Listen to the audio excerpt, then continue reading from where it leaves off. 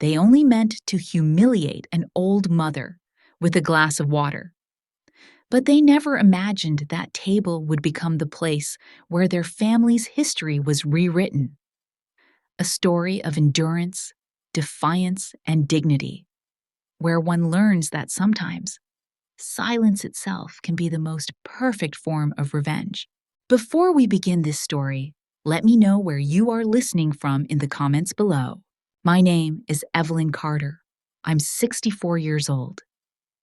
And what I'm about to tell you today will forever change the way you see your own family. La Mer de Verre, a restaurant in the heart of Boston, glittered under its chandeliered ceiling, where light scattered across spotless white tablecloths and wine glasses delicate as air. The sound of violins floated through the air, mingling with the laughter of the wealthy. All of it so elegant, it felt suffocating. I sat there, keeping my back straight, hands folded on my lap, reminding myself to stay calm. Across from me sat my only son, Ryan, 32 now, perfectly tailored suit, flawless tie, the face of a man who had made it. Beside him was Amber, his beautiful, elegant wife, so composed and icy that I felt as though I were seated before a queen on her throne. Her parents sat nearby, their faces carrying the kind of confidence that comes from being used to being served. When the waiter approached, I smiled, about to order a bowl of clam chowder. But Amber was faster. She turned to him, smiled sweetly, dangerously sweetly, and said in a voice as light as a breeze, "She doesn't need to order, just water for her." The words were harmless on the surface, yet they dropped onto the table like poison in a wine glass. The waiter froze. I saw hesitation flicker in his eyes. Ryan paused, pretending to read the menu, while the air around us solidified for a few seconds. The candle between us flickered. Its light trembled across my face, and I felt the whole room listening. Amber turned toward me, smile unbroken, her voice soft but dripping with mockery. "You understand, Evelyn. At your age, water's better for you. We just don't want to waste any food." I didn't respond. I looked at the imaginary glass before me, seeing my reflection in it, pale, but no longer the fragile woman I once was. Ryan said nothing. I looked at my son, the boy who once held my hand when he was scared of the dark, who once promised he'd never make his mother cry. Now he sat there, avoiding my gaze, silent as a stranger. Amber took a sip of wine, speaking lightly. "Really, you don't have to feel bad. Everything's expensive these days. We just want you to be comfortable." Comfortable. Such a lovely word, carefully chosen to disguise humiliation. I nodded slightly, my voice unnervingly calm. "Thank you. Water will be fine." The young waiter, Luis, placed a glass of cold water before me. As he leaned down, I heard wine being poured at the head of the table, the scent of seafood mingling with Amber's expensive perfume. The air grew thick. Amber spoke again, this time to her parents. "It's such a relief that we can all help each other keep things orderly. Some people forget their place sometimes." Her mother chuckled softly, a gentle, venomous laugh. I sat still. No reaction, no anger. I was too familiar with the taste of swallowed pain. But that night, when the cold water touched my lips, I felt fire burning inside me. Dinner began. Lobsters, bright red and steaming, were placed on fine porcelain plates. Luis bowed slightly as he served each dish. When he reached me, he hesitated. I shook my head gently and smiled. "It's all right." Amber's smile never faded. "You see, Evelyn," she said, "some people live their whole lives without understanding what self-respect means. We're lucky to be different." I lifted my gaze, meeting hers, calm, steady, almost terrifying in its stillness. Perhaps, I replied, because I used to think self-respect was something no one could take away. Until tonight. For a moment, her smile faltered. Ryan glanced at me, regret flickering in his eyes. Yet still, he said nothing. He simply clinked his glass with hers as she toasted. To success, to refinement, and knowing your place. I watched them drink, the scent of alcohol heavy in the air. The sharpness of the wine and the chill of the water mingled on my tongue. Bitter, sweet, and aching all at once. When dessert arrived, there were only 4 servings. Golden crème brûlée, caramel crust delicately cracked. I looked down at the table, silent. No one noticed. No one thought it odd that I'd been quietly excluded from the service. The waiter leaned close and whispered, "Would you like me to clear the table for you, ma'am?" I smiled and nodded. "You're doing a fine job." He looked at me with pity in his eyes. I hated that look. Pity is just another form of disdain. Ryan rose, helping Amber with her coat, shaking hands with her parents. No goodbye, not even a glance. I sat there, listening to the sound of their shoes gliding across the floor, the door opening, then closing. Silence settled. Only the faint music and the polished scent of wood remained.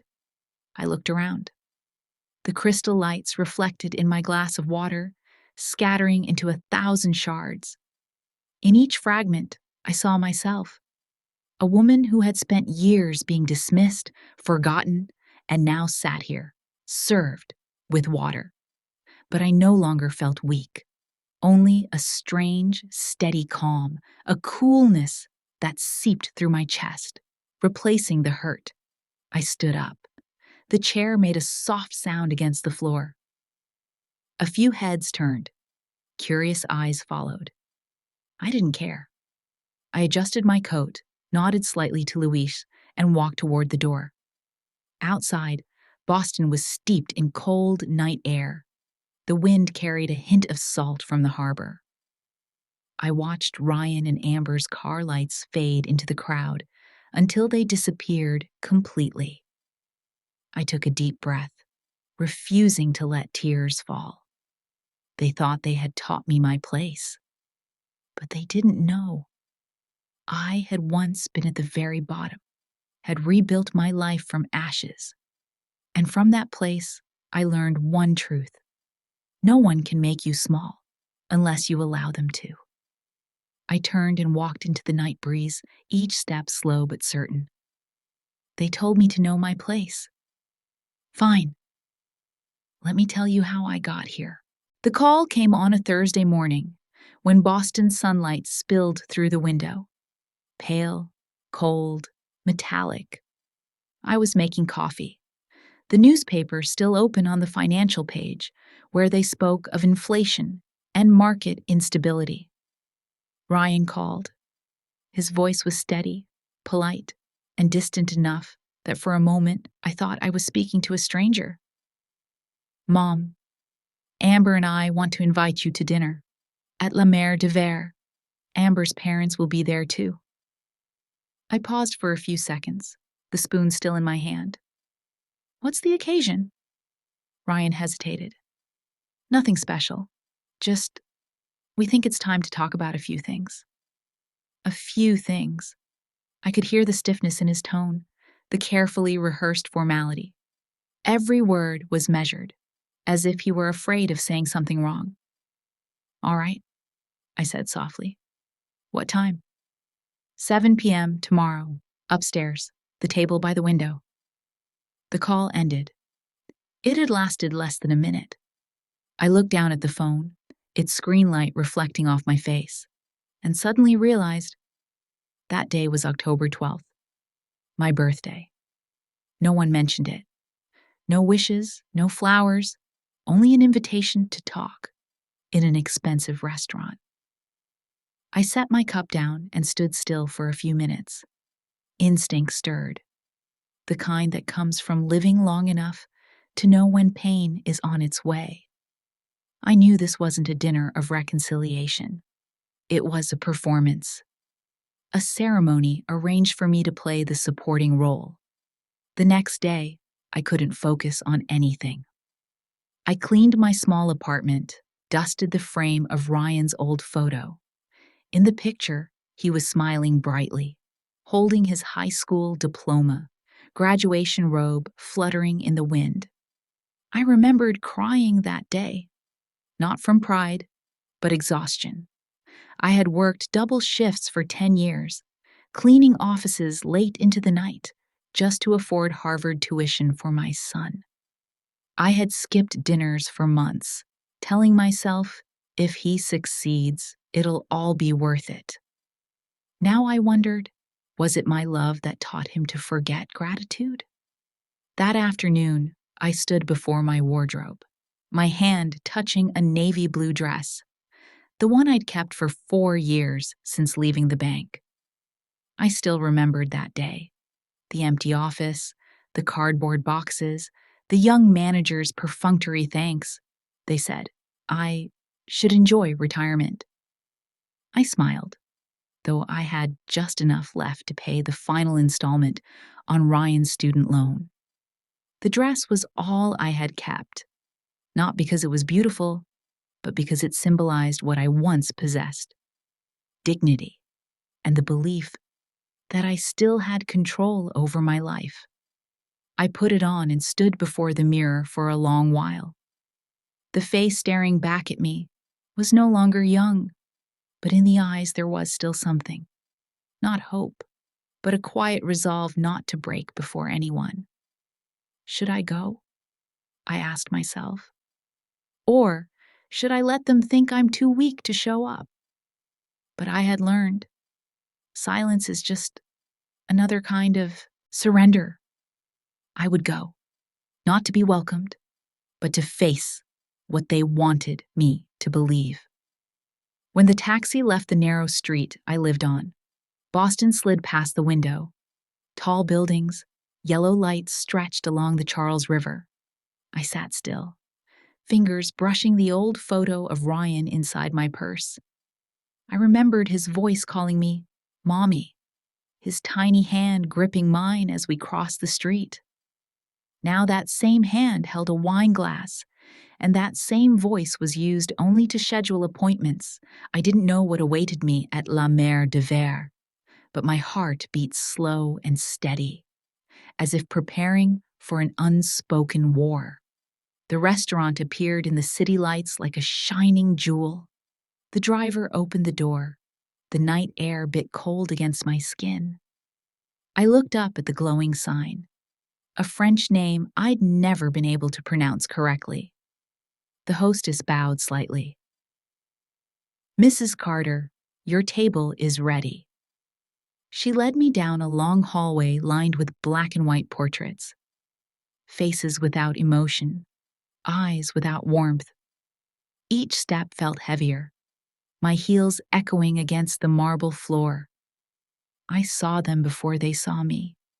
Ryan, Amber, and her parents, seated at the window table under golden light, smiling as if posing for a magazine spread. When I approached, Amber turned first. Her smile was as sharp as a blade. "You're here, Evelyn!" The sweetness in her tone barely hid the way one might address a late maid. "Good evening, everyone," I said softly, setting my purse on the chair. "It's nice to see you." Ryan nodded. "Glad you made it, Mom." I looked at him, searching for something familiar in his eyes, but all I found was distance. Amber spoke, voice cool and even. "We asked you here tonight because there are a few things we need to clarify." "What things?" I asked. She smiled. "Boundaries, personal space, and everyone's role in the family." Boundaries, personal space, roles. Each word fell like a stone, cold and solid. I felt all their eyes on me, All four of them, Ryan, Amber, her mother, her father, waiting for my reaction. I smiled faintly, almost a whisper. I understand. Then please, go on. Amber tilted her head slightly, her eyes gleaming, as if stepping onto a stage for the role of her life. But what she didn't know was, in that very moment, I saw the whole game. Everything had been arranged. The timing, the setting, the presence of her parents, Ryan's silence. This dinner wasn't meant to be eaten. It was meant to demonstrate. To prove that I no longer had a place in their world. At least, not as an equal. I leaned back in my chair and smiled at the waiter approaching. A glass of water, please. Thank you. Amber glanced over, lips curling. Yes, just water. Those words sealed the ending I had sensed long before walking through the door. But while they thought they were the ones in control, I had already begun observing. Every glance, every gesture, every silence. And I realized something they didn't. They were trapping themselves in their own performance. That night, as the glass of water was placed before me, I no longer felt small. I felt like a chess player smiling at the opponent's careless move. They thought they were testing me. But in every game of chess, the quiet one isn't always the weak one. Sometimes, it's the only one who can see the next move. If cruelty had a shape, that night it was placed upon the table. Refined, cold, and adorned with scented candles. When I stepped onto the second floor of La Mer de Verre, the four of them were already seated. Light spilled over the white tablecloth, glinting off polished silverware. I noticed it immediately. There were only 4 menus, not 5. Amber looked up, her voice sweet as honey laced with poison. You're here, Evelyn. You're 5 minutes late. I took my seat and adjusted my dress. Older people move a little slower, but I believe I'm still on time. Amber shrugged, the smile never reaching her eyes. We've already ordered. No need to trouble yourself. Then she turned to the waiter. Bring Mrs. Carter some water, please. The air thickened. Luis, the young waiter, glanced at me, pity in his eyes. Ryan kept his head down, silent. Amber's parents smiled politely, their expressions bland and distant. When the glass of water was set before me, the clinking of wine glasses at the head of the table sounded like confirmation. I did not belong here. Amber said softly, You understand, Evelyn.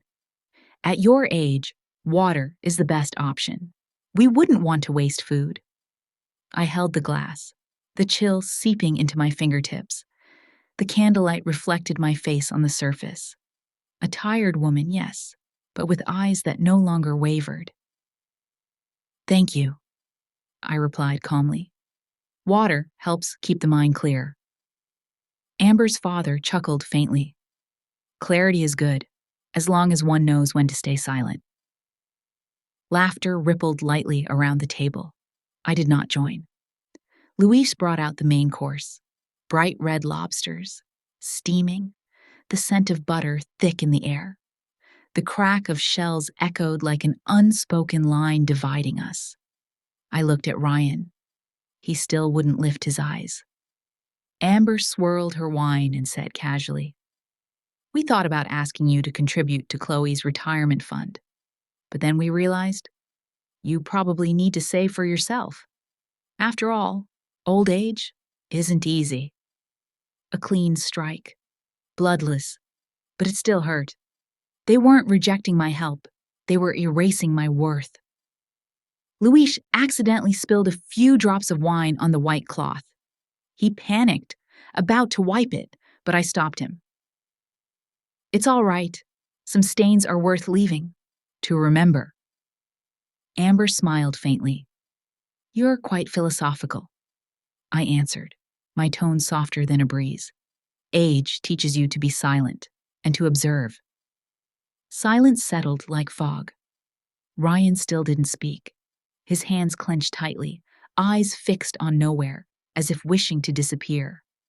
Amber spoke again, her tone touched with condescension. Evelyn, I think everyone should know their place.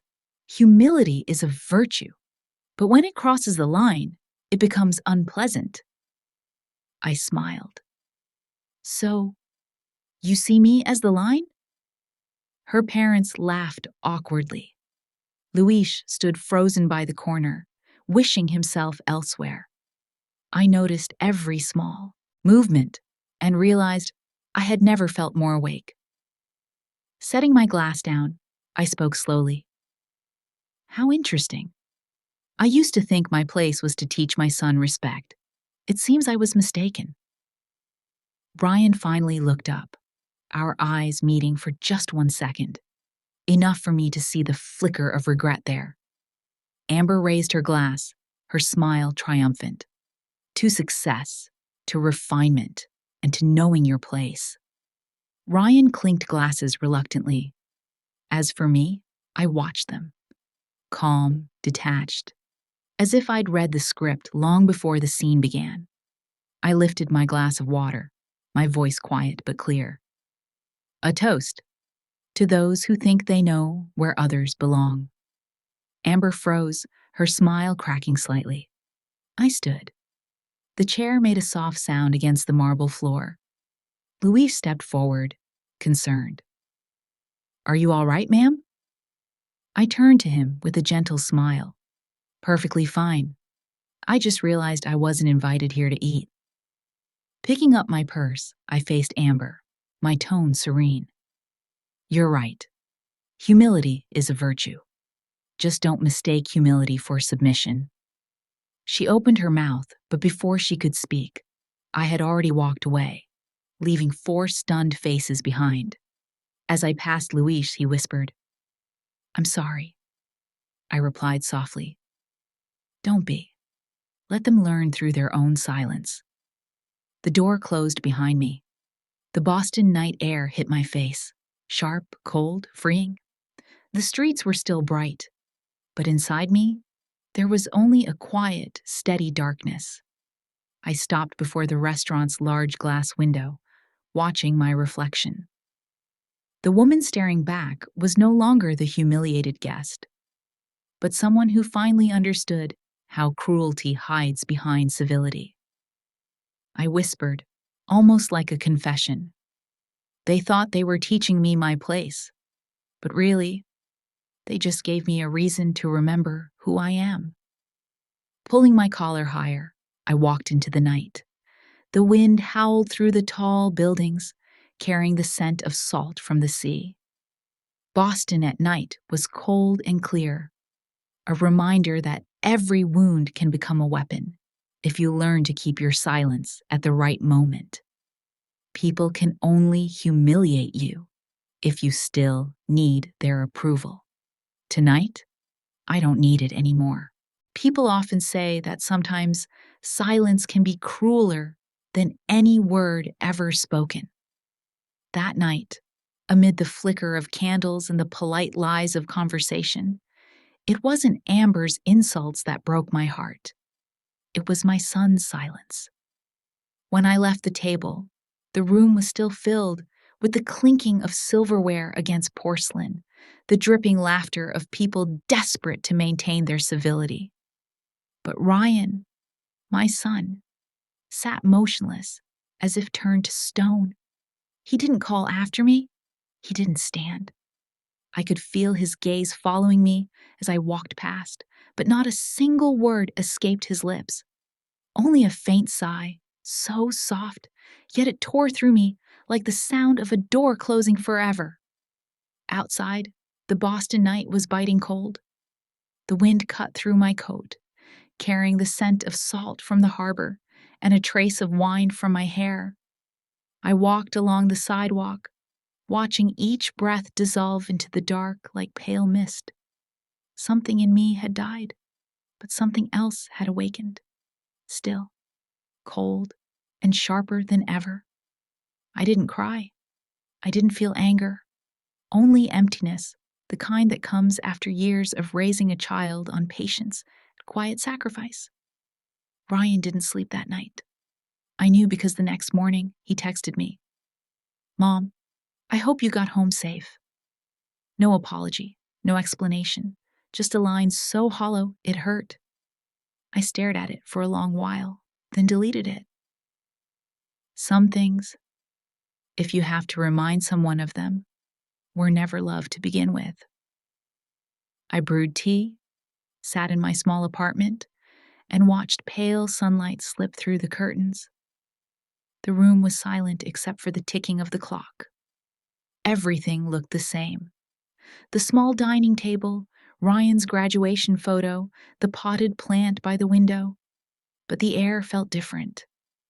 I replayed every glance, every gesture from the night before. Amber had talked the most. Her parents smiled their brittle smiles. And Ryan stayed silent, the kind of silence that leaves you unsure whether it's guilt or consent. Sometimes, silence is the cruelest answer. That afternoon, I went to the harbor. Boston was cold and beautiful that time of year, the water reflecting towers of glass and gold. I sat on a wooden bench, holding a cup of coffee, watching the gulls circle overhead. A part of me still wanted to believe Ryan hadn't meant to hurt me. But another part, the one that had been forgotten too long, knew he had simply chosen the easier side. Amber was strong, polished, and knew how to control everything. Ryan was soft, fearful of conflict, and to keep his peace, he was willing to let his mother become collateral damage. I remembered the moment he bowed his head as Amber's gentle cruelty dripped across the table. His hands trembled. I saw it. But he didn't stand up. That was when I understood. The boy I'd once taught that kindness was the most important virtue now feared, kindness, more than anything else. That night, I opened the old wooden box under my bed, the one holding things no one else remembered. Brian's baby blanket, a few clumsy birthday cards, and the Harvard tuition receipt I had once held with tearful pride.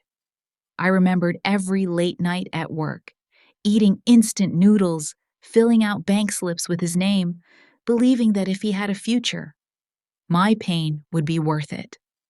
I never thought that future would make him forget where he came from. I closed the box gently and exhaled. The anger was gone. What remained was an ancient sadness, the kind every mother knows, when love has quietly turned into a burden. Ryan called the next evening. I let it ring. When it stopped, a message appeared. "Mom, I didn't mean to upset you. Amber can be direct. You know how she is."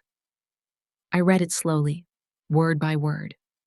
"No, Ryan, I know exactly how she is, but I also know how you are. The man who stays silent when he should speak, and speaks only when silence would be kinder." I didn't reply.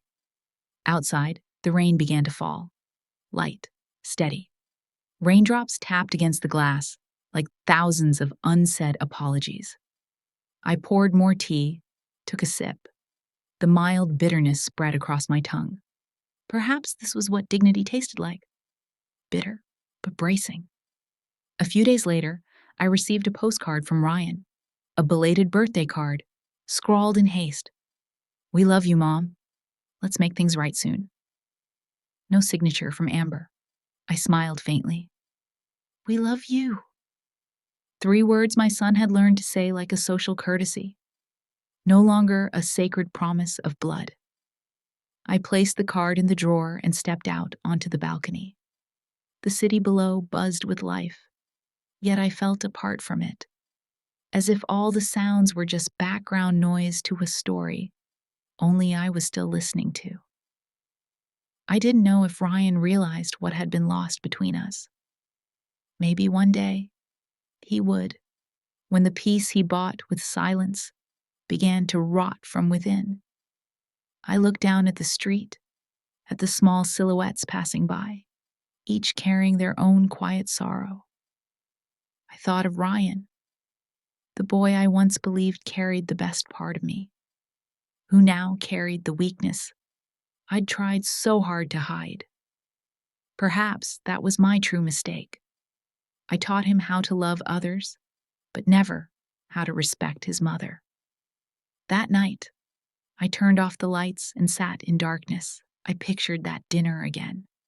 Ryan's eyes avoiding mine, his trembling hands. Maybe, deep down, he did feel ashamed. Maybe he would regret it someday. But regret doesn't change anything. People don't grow through apologies. They only change when they face the consequences. And I knew that soon, Ryan would face them. When the stability he clung to began to crumble, piece by piece. I closed my eyes, listening to the rain outside, and whispered to myself, "It's all right, Ryan. You'll understand one day. But by then, I may not be here anymore." A faint breeze slipped through the window, fluttering the postcard from the table. It fell face down on the floor, the blank side up, empty, white, silent. Just like my heart now. Not in pain anymore, only quiet. Terribly, beautifully quiet. There are moments when you don't need to shout to resist. You just smile and let your silence become the storm. That night, I learned how. After the humiliating dinner at La Mer de Verre, I thought I'd never set foot there again. But fate, or perhaps my own pride, led me back, only a few days later. Amber was the one who called, not Ryan. Her voice over the phone was calm and cold, like winter water. "Evelyn, we'd like to discuss the apartment. You'll be happy to know we finally bought a new place. Something more private." I stayed silent. Her tone remained smooth, confident, practiced. "We need to talk about your visits with Chloe. Within reasonable limits, of course. The child needs stability, you understand?" Stability. The word slid through my ear like the edge of a thin blade. I knew what she meant, that my presence was a disruption. For the first time, I didn't respond right away. I simply said, "All right, where?" "At La Mer de Verre, Friday, 7 o'clock. I agreed, and when I hung up, I laughed, a short, joyless sound, surprised at how people always choose the same stage to reenact their cruelty. Friday came. I wore the same navy blue dress, not because I had nothing else, but because it had become my armor. I looked at myself in the mirror, and for the first time, I didn't see a pitiful mother. I saw a woman ready for her final battle. The restaurant hadn't changed. The smell of butter, the candlelight, the polished artificial faces. But this time, I wasn't afraid. This time, I was in control. Amber, Ryan, and her parents were already there. They talked about their new condo in Beacon Hill, the sea view, the reasonable distance between generations. Amber smiled radiantly, holding Ryan's hand, her voice even and self-assured, as though she were presenting a keynote speech about success. "We think the new apartment will make our little family more peaceful," she said. "No more unexpected interruptions." Her eyes flicked toward me, sharp as a blade. I took a sip of water and set the glass down slowly. "Interruptions? You mean me?" Amber tilted her head, her voice airy. "I just think Chloe should grow up in a more modern environment. You know, sometimes old-fashioned values can confuse children." Her father chuckled. "Some people simply don't know when to step aside." I looked at them, feeling as though I were watching a cheap play. They didn't realize that every word they spoke was writing their names into my moral ledger. I exhaled softly, then said, calm enough to make Amber falter for a second. Is that so? 2 simple words, but the way I said them froze the entire table. Amber stared at me, searching for meaning behind my smile. She found nothing, or so she thought. I leaned back, hands steady. For the first time in years, I felt perfectly at peace. I thought about the past, the years of labor, the tuition payments, the skipped dinners, the nights spent sleeping in office chairs so my son could have a future. I had sacrificed everything, and in return, I'd received Ryan's silence, Amber's disdain, and a glass of water in place of a meal. But now, there was nothing left to lose. And when a person no longer fears loss, that is when they become truly free. Amber took a sip of wine, her voice gentle. I hope you don't misunderstand. We just want everything to be tidy. You want that too, don't you? I placed my hand on the table so lightly that even the nearby waiter held his breath. You're right, I said. Tidiness is good. But remember this, Amber. When things are arranged too neatly, people stop realizing they're living in a box. Our eyes locked. 1 second, 2. Her smile vanished. Ryan cleared his throat, trying to smooth things over. Mom, Amber just... I turned to him, cutting in. You don't need to speak for her. My tone was gentle, but every word pierced the air like a pin through silk. Amber lifted her wine glass, hiding her irritation behind a thin smile. I don't want to argue. We all want what's best for Chloe. Of course, I said. And the best thing for her is to learn to respect the people who once raised her parents. No one spoke after that. The air thickened. I knew I'd struck the first blow, not with anger, but with the serenity of someone who knows exactly where their power lies. I looked at Ryan. He avoided my eyes, but I saw something crack in his face. Maybe shame, maybe fear. Amber bit her lip, then said, Can we move on? I don't want this dinner to turn into a scene. I smiled. But Amber, drama is what you do best, isn't it? Her mother drew in a sharp breath, about to speak, but I was already standing. No need, I said. Our dinner is over. Amber raised an eyebrow. You're leaving? So soon? I tilted my head, smiling. The kind of smile that chills the air around it. No, I'm just standing up to breathe. As for leaving, that'll happen soon. But not by me. I turned to the waiter nearby. Thank you, Luis. He startled. You remember my name? I always remember those who work with kindness, I said. Unlike those who live on borrowed dignity. I glanced back at Amber. Her fingers were white around her glass. Mom, Ryan murmured. I looked at him. No longer with pain, only certainty. Ryan, I won't let anyone teach you how to treat your mother again, even if it means losing you. Silence. Amber lowered her eyes, pretending to fix her hair. Her parents exchanged uneasy glances. I took a breath and said evenly, Thank you for dinner. And thank you for showing me exactly who everyone is. I walked away, leaving only murmurs in my wake. At the door, Louise called softly, Mrs. Carter, you forgot your scarf. I turned and smiled. No, I left it there.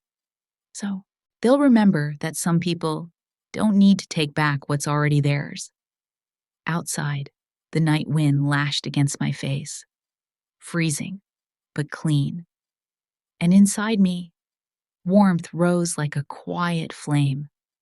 I knew this was only the beginning. The storm hadn't come yet, but I was already its eye. I used to have a habit of counting my breaths whenever I needed to calm down. 3 in, 3 out. But that night, when the bill was placed on the table, I didn't need to count anymore. I was calm, unnervingly calm. The kind of calm that comes right before a storm begins. Ryan pulled out his wallet to pay, head lowered, not meeting anyone's eyes. Amber smiled, her voice dripping honey. Good boy. Her parents nodded approvingly, as if that was the natural order of things. The man pays, the woman commands, and the mother sits quietly, drinking her water.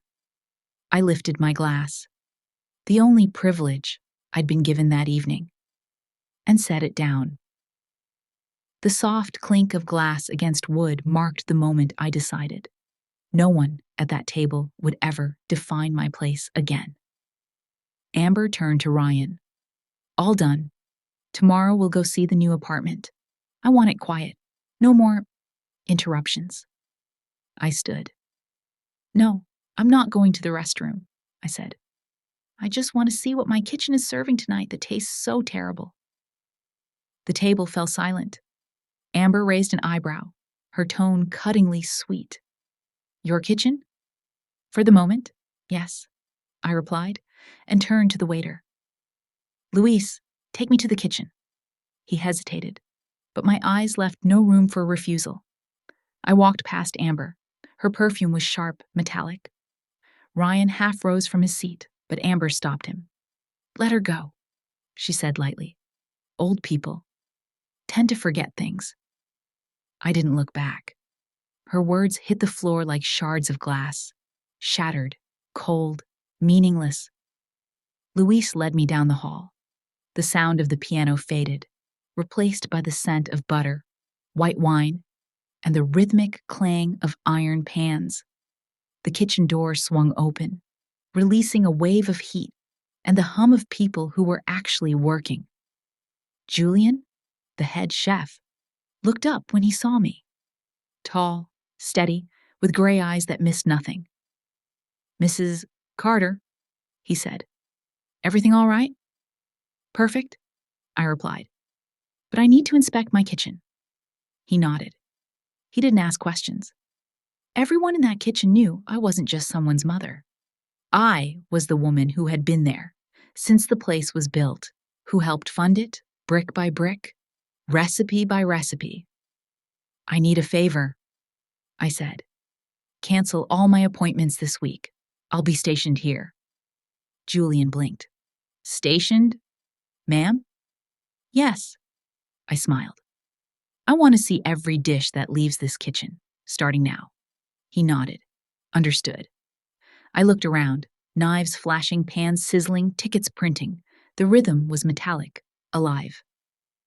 Now, I said, prepare something not on the menu. Julian looked at me. What shall it be? A glass of water, cold, clear ice, a thin slice of lemon, and place it on the finest silver tray. He smiled faintly. Understanding flickered in his eyes. Right away. I turned to Luis. You'll deliver it to the window.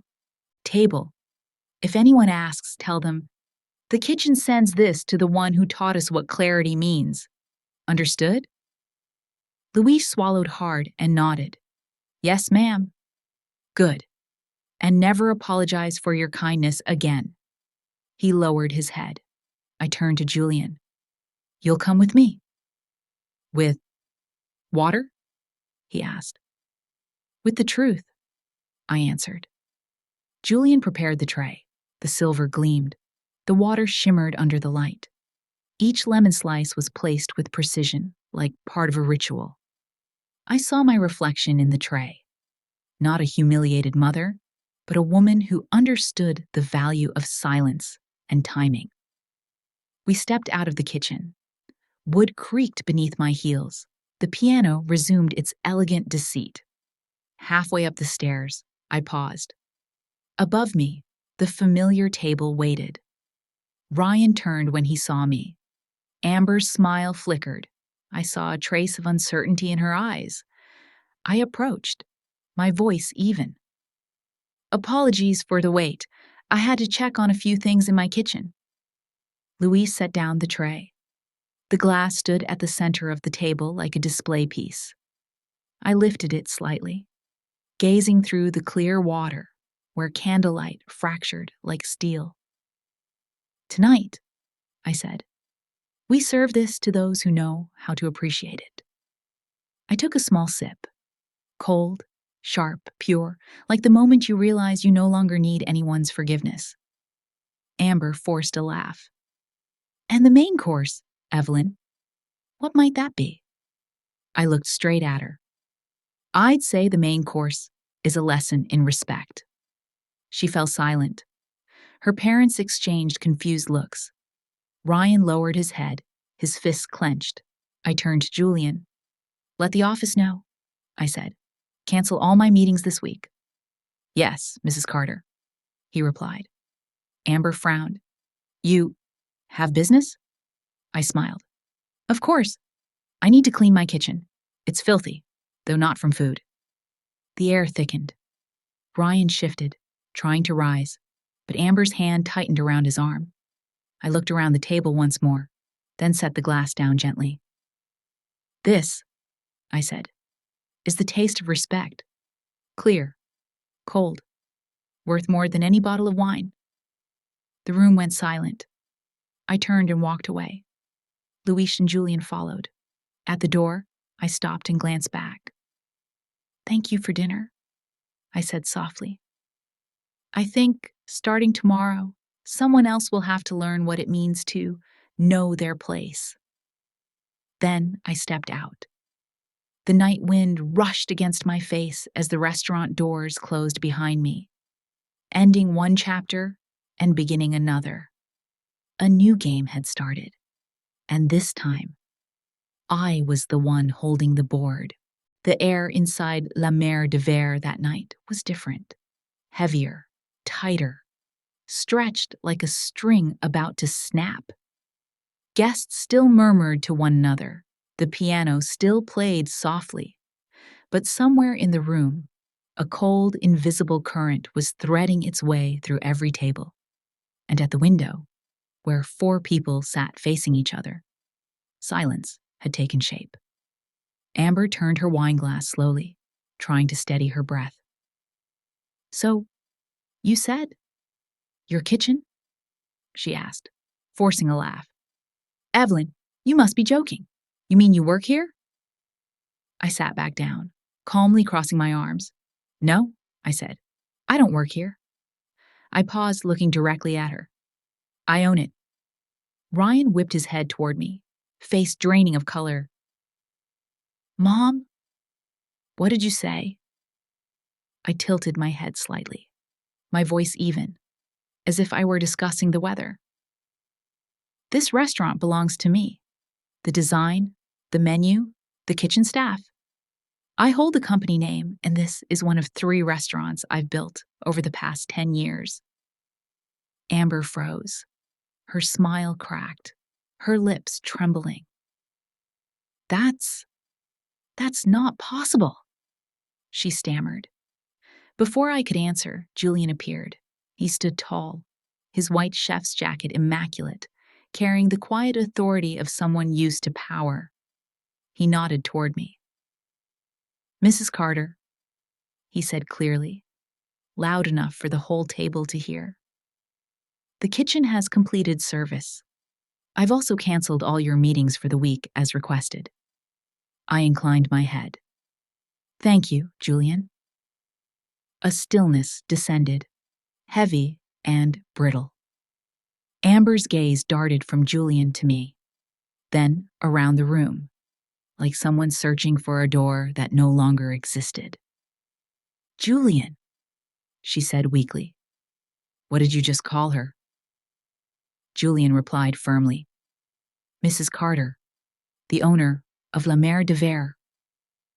The wine glass slipped from Amber's hand and shattered on the floor. The whole restaurant turned to look. Louise started toward the table, but I raised a hand. It's all right. Leave it. I stood. Don't worry, Amber. Just a small accident. Here, we have people who clean up such things. But I paused, meeting her eyes.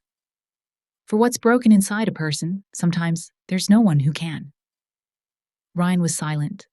I saw his throat tighten, but no words came. Amber's parents lowered their heads, avoiding my gaze.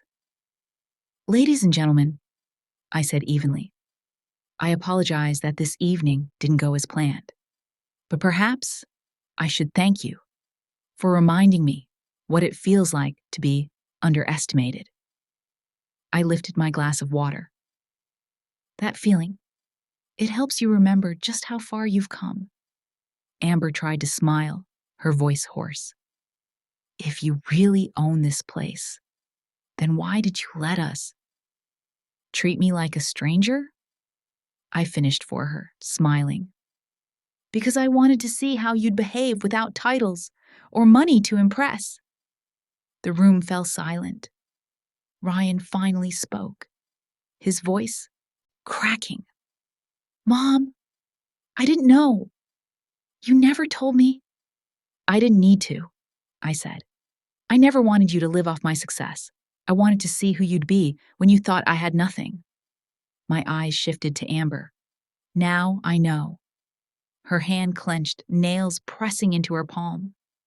Evelyn, I think we've misunderstood each other. No, I cut her off. You understood perfectly. You just don't like what you're seeing. Luis stood nearby, trying to stay composed, but his eyes gave him away. Admiration mixed with disbelief. A few guests had started recording. They didn't know what they were witnessing, but they knew it was something they'd never see again. I looked toward one of the cameras, then back at the table. You know, I said slowly, it's strange how people only recognize someone's worth when the light shines from the right angle. Amber flushed scarlet and began to rise. Ryan, let's go. But Ryan didn't move. He sat frozen, his eyes glassy and conflicted. Ryan, I said softly, I'm not angry with you. I'm just sorry you chose silence over courage. I once thought you had your father's kindness, but it turns out you inherited your mother's fear. A chair scraped slowly across the floor. Ryan stood, eyes shining with tears. Mom,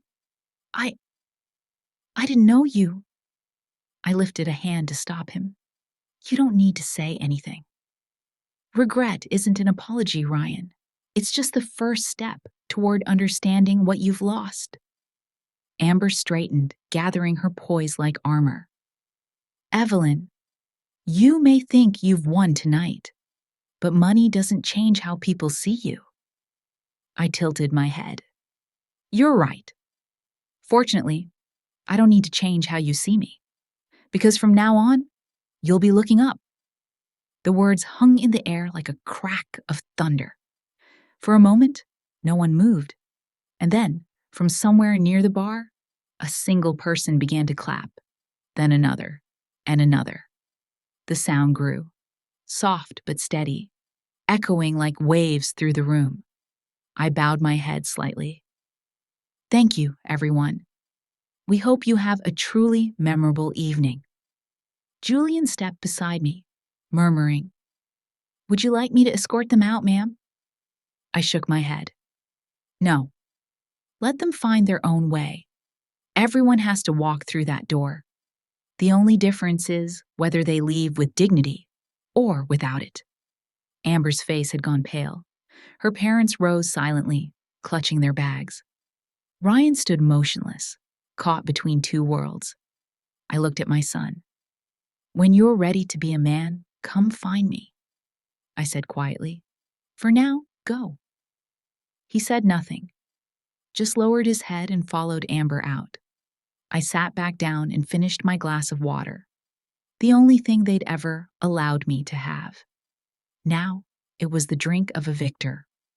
Turning to Julian, I said, Clear this table. Leave the glass. It's a lesson. No one should forget.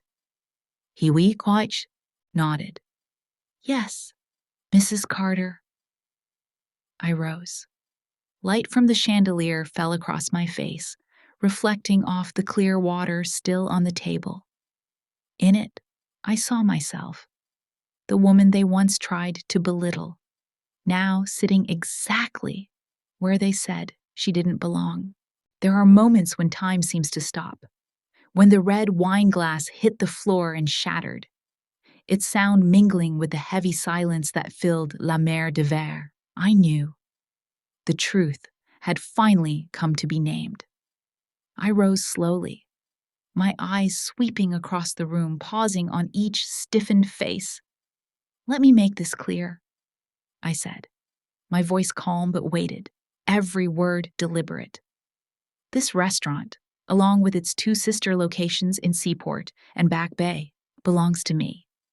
I am the founder, the investor, and the one who chose every grain in the wood of the table you're sitting at." Amber's parents froze. Ryan's mouth opened, but no words came out. Amber, who only minutes earlier had raised her glass in smug celebration, now sat motionless, her eyes wide as if half her world had just collapsed. "That's impossible," she stammered. You work here?" "No," I replied evenly. "I don't work here. I own it." The words fell between us like a verdict. At that moment, Julian, the head chef, appeared. His posture was straight, his white apron immaculate, his voice steady. "Mrs. Carter, the kitchen has completed service, and I've canceled all your meetings for the week as you requested." Amber's head snapped toward him. "What did you just call her?"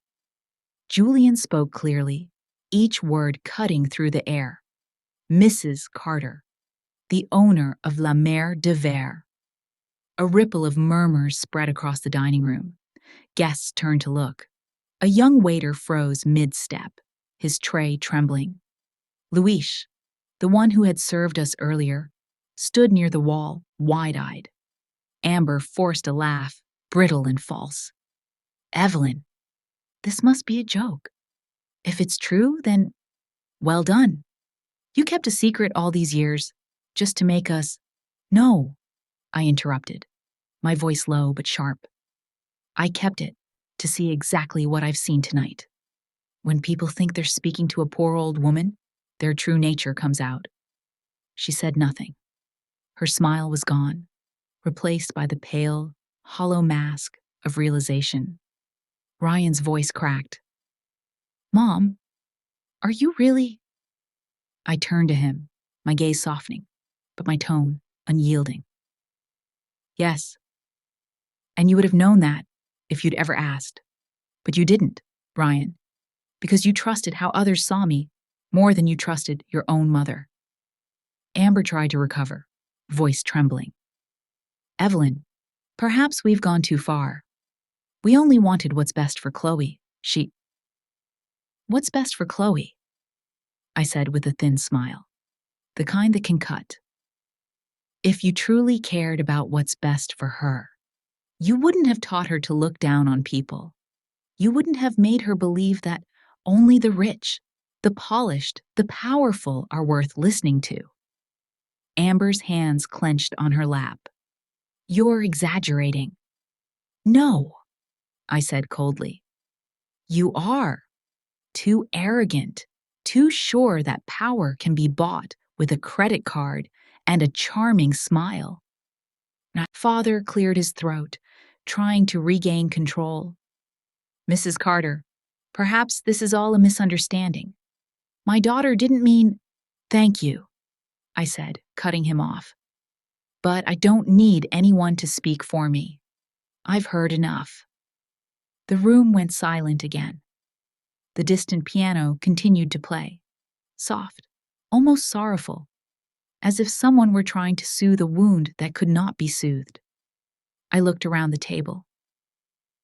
"You know," I said slowly, "in my kitchen, people learn that respect isn't served on lobster plates or poured from expensive wine bottles.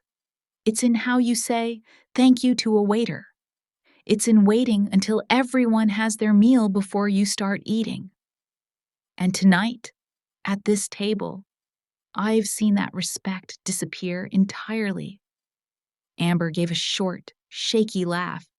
You think owning a few restaurants gives you the right to lecture people? Money doesn't buy class. I tilted my head, voice soft, dangerously soft. You're right, Amber. Money doesn't buy class. But respect can't be bought with empty words either. It's built through how you treat others, something you shattered tonight with a wine glass and a sneer.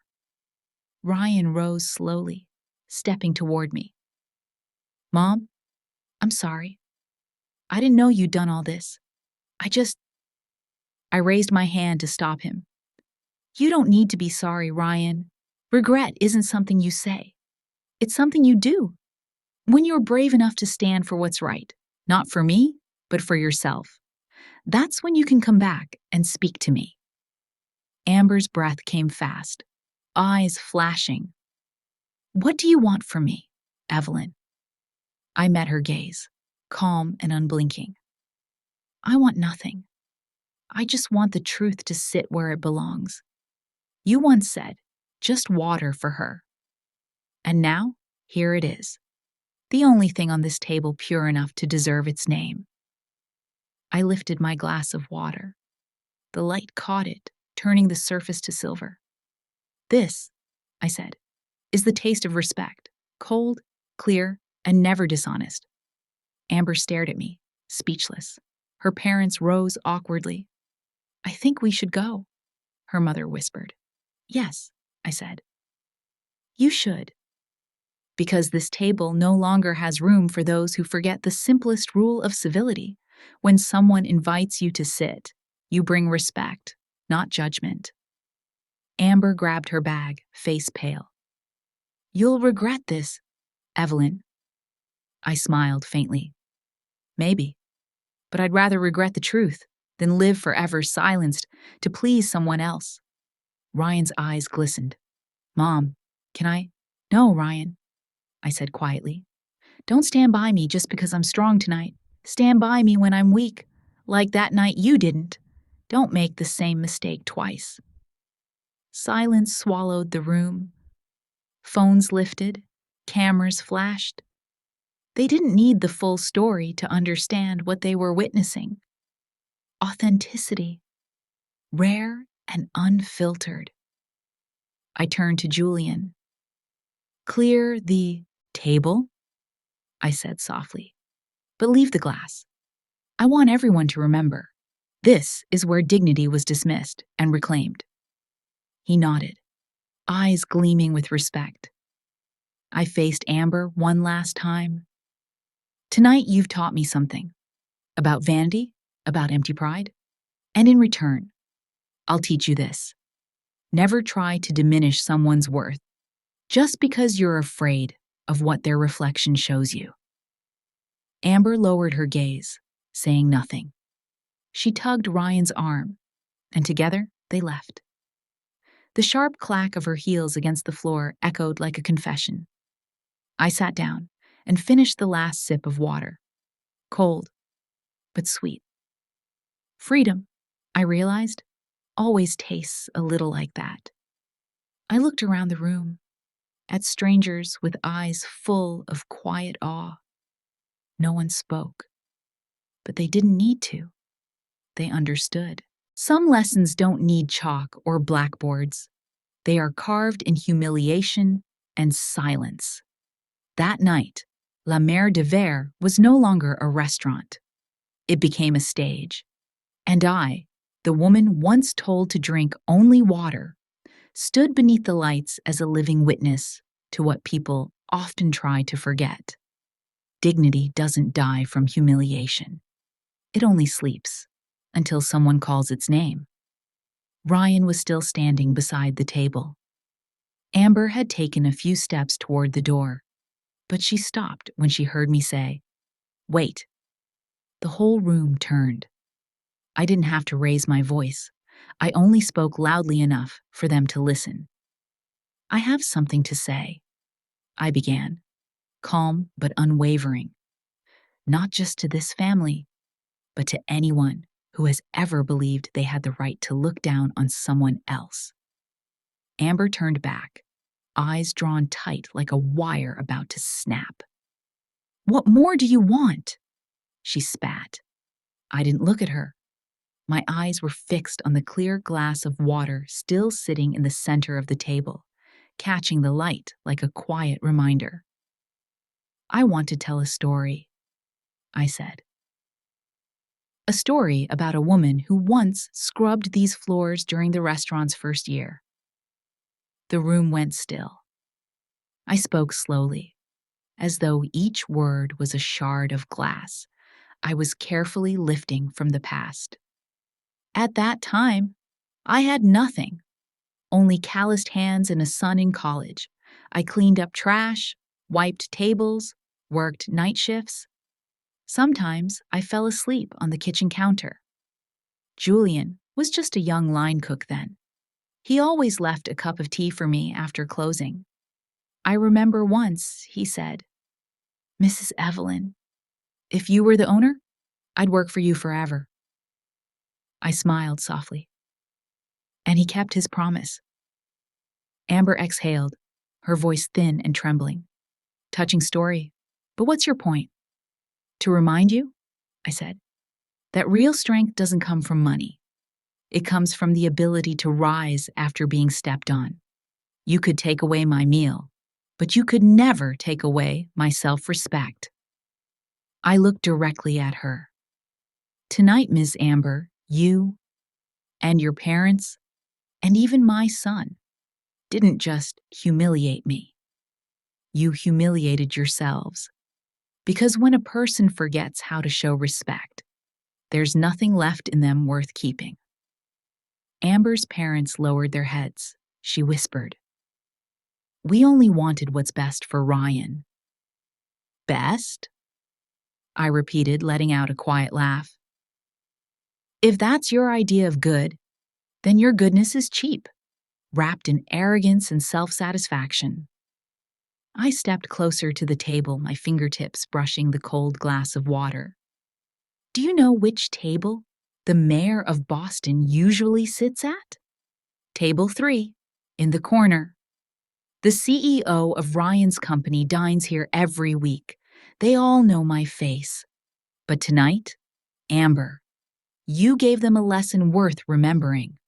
How the so-called upper class treats someone they think is beneath them. Amber's face drained of color. I saw her glance around at the watching eyes, the phones raised, the lenses recording. She knew things had gone far beyond her control. You told me I should know my place, I continued. You were right, I do. But I'm afraid it's you who doesn't know where you stand. Silence spread like frost. The clinking of silverware stopped. Luis, standing nearby, watched me. Silent, but his eyes shone. I drew a slow breath. My voice no longer carried anger, only the quiet clarity of someone who has crossed the final hill of pain. I won't retaliate. I don't have to. The worst punishment is having to live with the truth of what you've done. Tomorrow morning, my name will be in the papers, alongside yours. But don't worry, I won't tell everything. I'll just say that sometimes one dinner can teach more than a lifetime spent pretending to be refined. Ryan's voice broke. Mom, I'm sorry. I'm so sorry. I looked at him, my expression softening. It's all right, Ryan. I was silent once so you could grow. Tonight, I'll be silent again so you can learn. You'll understand one day that silence can be power. But if you hold it too long, it turns into guilt. Amber turned away, her eyes glistening, but tears refusing to fall. You've won, Evelyn, she whispered. Are you satisfied now? I smiled faintly. No, Amber, I didn't win. I just stopped losing. I turned to Julian.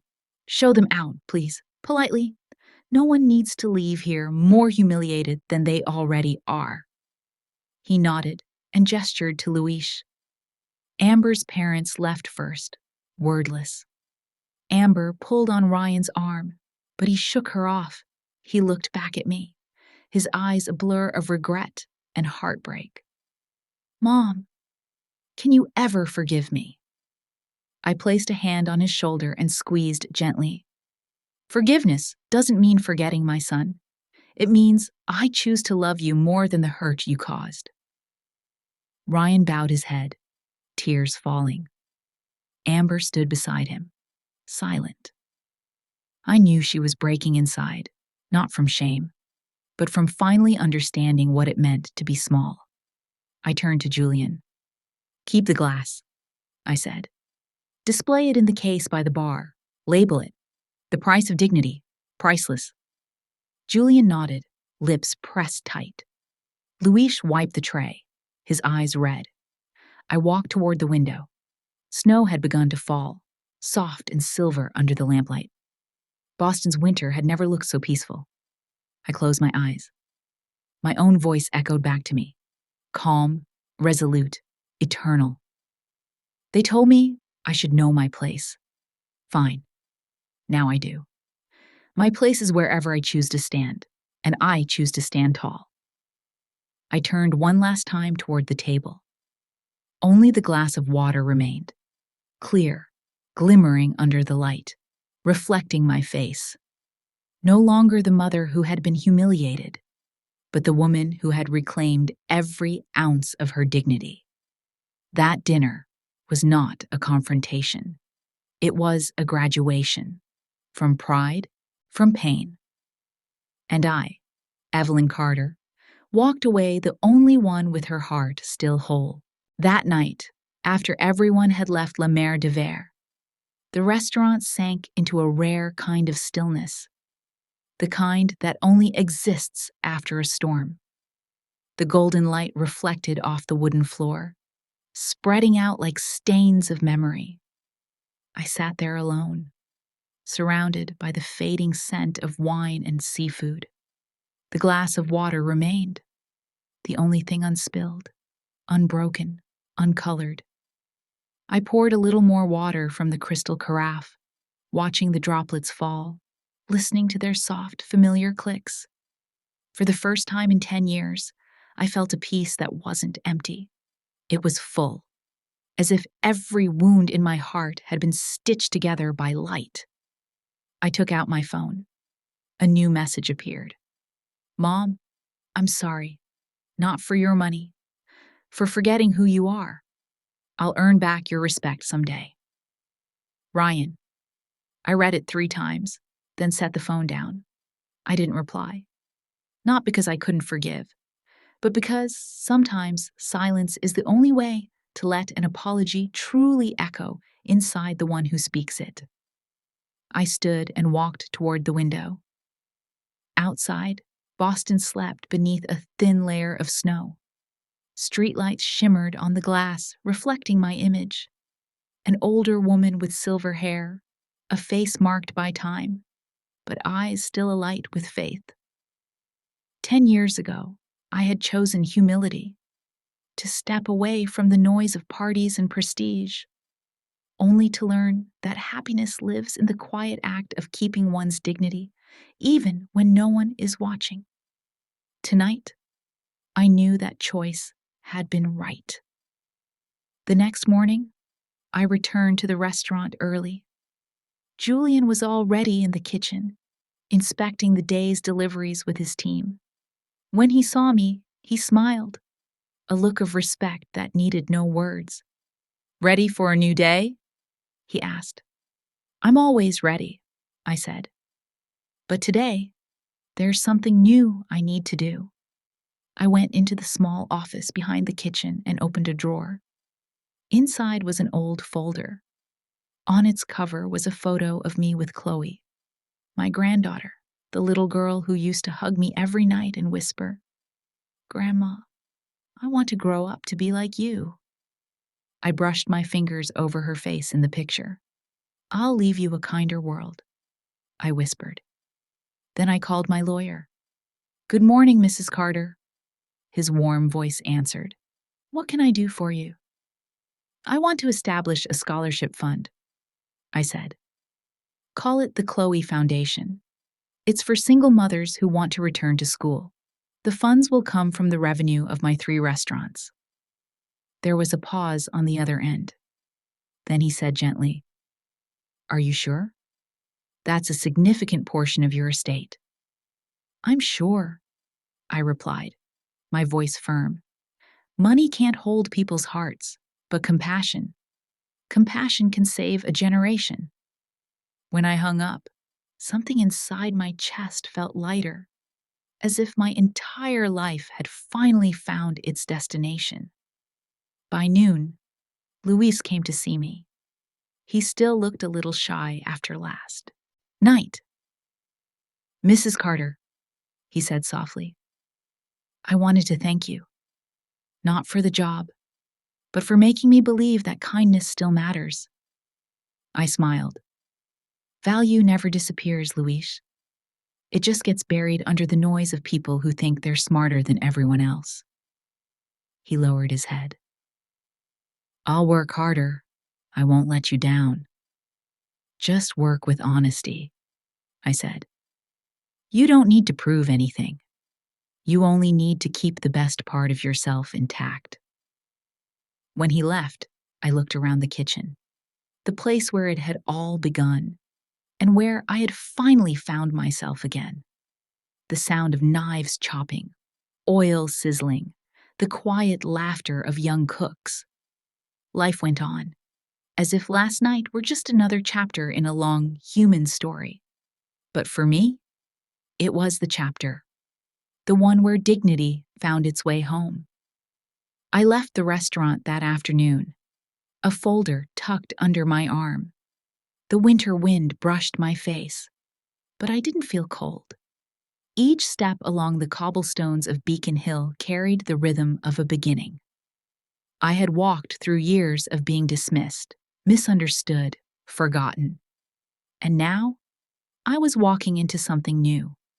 A life built not on resentment, but on gratitude. That night, in my small apartment not far from the restaurant, I brewed a cup of tea. The room was simple. A tea table, a few plants, a framed photo of me, Ryan, and Chloe when she was a child. I took an old wooden box from the drawer and opened it. Inside was a tarnished silver wedding ring, the last remnant of the man I once loved. I placed it beside Chloe's photo. Beneath it lay a yellowed sheet of paper, the first business plan for La Mer de Ver, written in my own hand. I smiled, remembering those sleepless nights, those trembling signatures on bank loans. No one had believed I could do it, but I did. Not to prove anything, but so I'd never again have to bow my head. I picked up a pen and added a new line in the corner of the paper. This restaurant may belong to me, but its worth belongs to everyone who knows how to respect others. I placed the paper back into the box and closed the lid. The golden light from the lamp glowed against the glass, reflecting my image. Not the Evelyn Carter who was once humiliated, but the woman who had fallen and stood again, her hands still rough from work, her heart still soft enough to believe in goodness. I lifted my cup of tea. Its fragrance filled the quiet room. Outside, snow kept falling. The clock ticked steadily, and I laughed. A quiet laugh, the kind only heard from those who've walked through storms without needing an audience. That night, I slept peacefully. And the next morning, an email arrived from my lawyer confirming that the Chloe Foundation had been officially registered. I looked at the name on the screen and smiled. No more tears, no more bitterness. Only the calm of someone who chose forgiveness, not because the others deserved it, but because she herself deserved peace. There are kinds of revenge that need neither knives nor cruel words. Only the calm resolve to live more kindly than those who once caused you pain. Evelyn Carter didn't win through shouting. She won through a silence so powerful, the world itself had to listen. She didn't reclaim her dignity. She rebuilt it with compassion, with forgiveness, by turning her wounds into a legacy for those who would come after. Because sometimes, the most beautiful revenge isn't making someone kneel. It's standing tall amid the ruins, smiling, and saying, "Thank you. Because of you, I now know how strong I truly am." If you've ever been hurt the way Evelyn was, ever been underestimated, ever stayed silent out of fear of losing someone, leave a below. No need for words, just so we know that somewhere out there, there are still people who choose dignity over vengeance.